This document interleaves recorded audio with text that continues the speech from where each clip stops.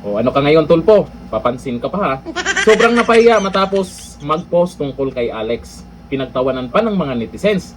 O ayon po dito sa balita, di yan, Viva Max Lods. Ito ang pambirong reaksyon ni dating Cavite 4th District Representative Kiko Barsaga matapos ibahagi ang viral meme na may larawan ni Alex Yala at mensahe ng pagbati na inuugnay kay Senador Erwin Tulfo. Ako, napapansin nyo ngayon, pag lumabas ang pangalang Tulfo, iba na ang pumapasok sa isipan ng mga tao.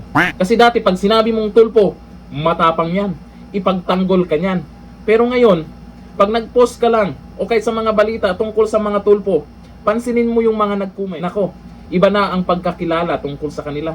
Ibang-iba na ang Tulfo ngayon versus noon. Isa napapansin ko dito sa balitang to, may mga nagko-comment dyan, Bendalo, Viva Max, at kung ano-ano pa yung mga negative na komento, nakakatawang komento tungkol sa mga Tulfo.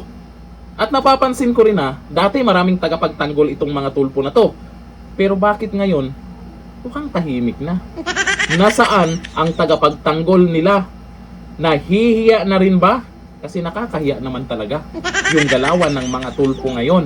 O ito, ayon sa mga nagkomento, sabi ni Ilahamat, power off ka dyan, Mr. Viva Max. O tingnan nyo, Viva Max na naman.